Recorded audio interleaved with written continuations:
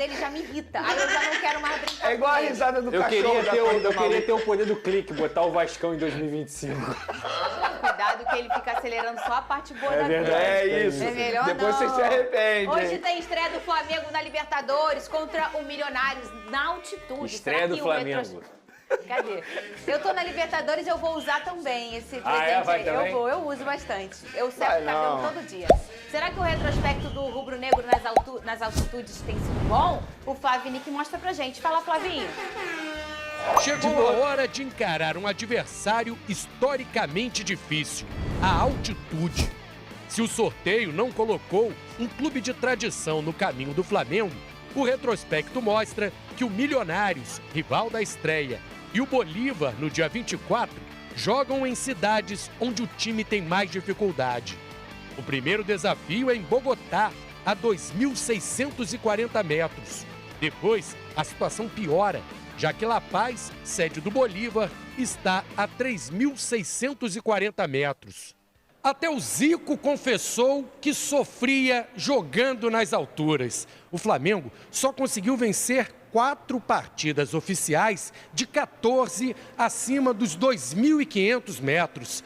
Nem nessa boa fase atual, o retrospecto é favorável. De 2019 para cá, foram 7 jogos na altitude e o Flamengo só conseguiu vencer 2.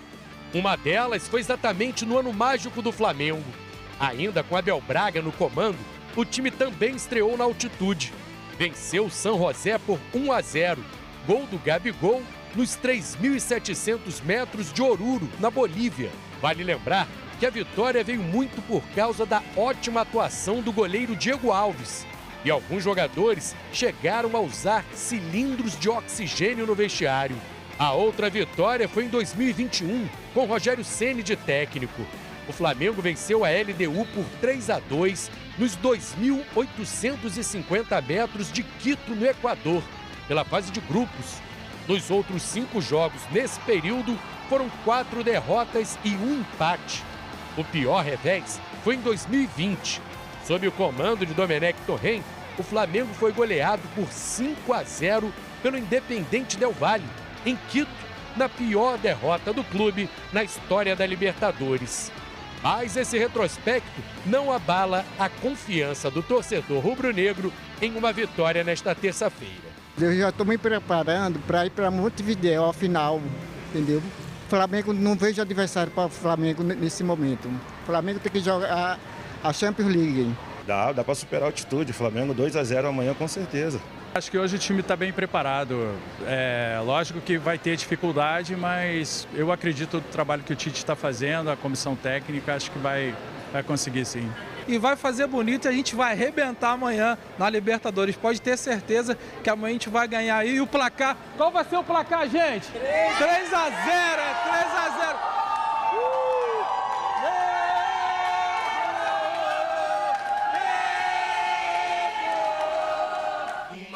Muito bem, boa tarde você de casa, Lucas Pedrosa, Vene Casagrande. Boa tarde. Boa tarde pra vocês, hashtag SBT Esporte, assim você conversa com a gente quer conversar com você, está aqui nossa hashtag e assim, ó, você segue a gente lá no Twitter. Ah, Fernanda, eu não uso o Twitter, eu também não, tá? Eu só uso por causa do SBT, então vai lá no Twitter e conversa com a gente. Vene Casagrande, já começa esse programa perguntando pra você se você tem a escalação para a partida de hoje. Temos a provável escalação para esse duelo aí, estreia do Flamengo na Libertadores. Lembra que ontem comentamos aqui a possibilidade de Fabrício Bruno e De La Cruz serem poupados por conta do desgaste físico, o que eu também não acho nenhum problema. O Flamengo tem 2 times justamente para isso, para eventualmente deixar um jogador no banco de reservas, preservá-lo, pensando no próximo duelo, até mesmo para não pôr em risco a saúde física do atleta e perder esse atleta durante muito tempo. E o provável time do Flamengo, pelo menos o que o Tite esboçou no treino de ontem, foi Rossi no gol, Varela, Davi Luiz entrando na vaga do Fabrício Bruno. Já te pergunto sobre isso, termina. Ótimo. Léo Pereira, Ayrton Lucas. E aí no meio de campo, começando com Pulgar, De La Cruz, depois o De La Cruz saiu para a entrada do Igor Jesus, Arrascaeta, Everton Cebolinha, Pedro, Luiz Araújo começou o treino e depois o Bruno Henrique entrou no lugar dele. Então, desse time aí, tem 2 dúvidas ainda. Se o De La Cruz começa a partida ou se é o Igor Jesus e no ataque Luiz Araújo ou Bruno Henrique. Luiz Araújo, a mesma situação, questão física, não é nada opção técnica. Então, esse é o provável time do Flamengo. Já te pergunto uma coisa em relação a essa zaga, Vene. Antes vou contigo, Pedrosa. Quando a gente fala de uma escalação em altitude, a gente fala também que não é só o que ele treinou. Sim. É também o que vai acontecer no dia do jogo, que é hoje, né? Quem vai se comportar fisicamente em relação à altitude. Vamos dar um breve comentário aqui. Muito recentemente o Botafogo jogou na altitude e o treinador, que ainda era o Thiago Nunes, escolhe colocar o Janderson no jogo. O Janderson entra, não fica nem 10 minutos, passa mal e sai. Sim. E aí, isso um jogador que entrou. Pode ser que um jogador ainda no vestiário não se sinta bem. O Keno contra a LDU, no primeiro tempo ele já estava claramente sentindo todos os efeitos. Então, talvez possa ter um cuidado do Tite em relação... recentemente. É o Keno. Eu falei agora do Keno. É, o Keno. Olha, Fernanda, eu só tenho uma pergunta, e aí é uma pergunta de fato clara aqui, é o seguinte. Se você tem um jogo de Libertadores, e eu sei que o Flamengo tem um elenco maravilhoso, talvez o melhor da América do Sul, muito provavelmente o melhor da América do Sul. Mas o Fabrício Bruno é o titular, jogador de seleção brasileira, correto? Correto. É um jogador importantíssimo para o time desde o ano passado. Se sabia-se que o Fabrício Bruno estava com a fadiga, estava com os níveis de fadiga altos, por que não pouparam ele na partida contra o Nova Iguaçu? Faço uma pergunta porque, na minha cabeça, não faz sentido você colocar o Fabrício Bruno depois de ter vindo de 2 viagens, Espanha, Inglaterra, Sim. Seleção Brasileira, para jogar contra o Nova Iguaçu, onde você teria outra partida também dentro do Campeonato Carioca e dentro de uma Libertadores, que é a principal competição do ano para o Flamengo, você não poupa o Fabrício Bruno no Campeonato Carioca. É uma pergunta, porque na minha cabeça não faz sentido. Ô, Vene, também tira uma outra dúvida, não sei se você tem a resposta do Pedrosa para essa, em relação ao Davi Luiz, né? O torcedor muito pergunta, por que não o Léo Ortiz? Eu sei tua resposta, depois vou até fazer um comparativo em relação a ela, mas essa é uma dúvida muito comum no futebol brasileiro. Por que o Davi Luiz no lugar do Fabrício e não o Léo? Essa é uma resposta bem simples. Eu entendo o torcedor questionar por que não é o Léo Ortiz, porque é um jogador que o Flamengo acabou de contratar a peso de ouro, uma contratação milionária, que o Flamengo fez um esforço absurdo, e não só um esforço financeiro, teve paciência, uma negociação longa, mas, torcedor, o Léo Ortiz ele atua pelo lado esquerdo da zaga, e o Davi Luiz ele atua pelo lado direito. Como o Fabrício Bruno atua pelo lado direito, faz total sentido a escolha do Tite. O Tite enxerga o Davi Luiz como reserva imediato do Fabrício Bruno e o Léo Ortiz reserva imediato do Léo Pereira. Isso quer dizer que, se o Léo Pereira for poupado em determinado momento, ficar fora por suspensão, o Léo Ortiz é o reserva imediato. Então, faz total sentido, o Tite está sendo extremamente coerente. Entendo a ansiedade do torcedor em querer ver o Léo Ortiz em campo. Mas, gente, não adianta forçar a barra, ainda mais numa altitude. Aí você vai botar o Léo Ortiz para jogar torto do lado direito só para promover a estreia de um atleta. Não faz sentido. E nisso a gente vem num pensamento que às vezes o torcedor não tem. Mas quando a gente fala zagueiro, a gente acha que é tudo para zaga. Mas de lateral a gente pensa que é o direito e o esquerdo. Mas a gente tem que começar que o mundo ideal do futebol é você ter o zagueiro do lado direito substituindo do lado direito e o do lado esquerdo substituindo do lado esquerdo. O que acontece nos elencos do Brasil, o que é o mais natural, é que você não tem essas substituições imediatas. Então você começa a contornar, a colocar o seu melhor zagueiro no lado torto, porque ele é muito melhor tecnicamente do que um zagueiro que às vezes é até um menino de base que está chegando, enfim. O Flamengo hoje tem um substituto para cada lado. Você pega um lateral direito que está fora e põe um lateral esquerdo? Não. O ideal seria que isso na zaga também não fosse feito, né, Pedrosa? É claro que a flexibilidade, a versatilidade do zagueiro ele é muito maior do que dos laterais. Até por a gente estar falando de um cruzamento e tudo mais. Mas o bote, a defesa, é muito importante que você esteja do seu lado certo. Então, você ter um cara que joga do lado direito e ele substituir quem está do lado direito, é um mundo ideal que é o que o Flamengo tem, né? E se você for lembrar, Fabrício Bruno e Léo Ortiz fizeram a zaga do Red Bull Bragantino. Um pela direita e o outro pela esquerda, quando eles ainda eram do time paulista. Mas eu entendo completamente a situação do Tite. O Davi Luiz também é um cara que contém a confiança do treinador. Já vem treinando com o elenco desde o início, então tem uma confiança maior, tem um aprendizado do próprio sistema de jogo maior do que o Léo Ortiz e ainda tem essa questão do lado.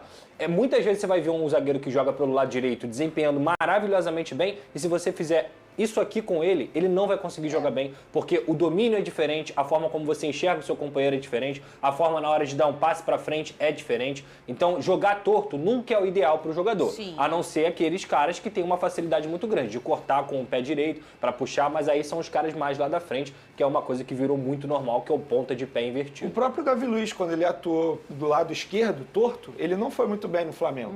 Em determinado momento, Isso o Flamengo é muito estava comum tendo na zaga. problemas no setor defensivo, o Davi Luiz teve que quebrar esse galho e ele não foi bem. E tá certo, Tite, esse tem que ser o pensamento. O Flamengo tem 2 times, se a gente for parar e analisar, o Tite está agindo de maneira extremamente correta. E sobre essa preparação na altitude, o auxiliar Kleber Xavier falou sobre como tem sido o trabalho na Colômbia. Cadê?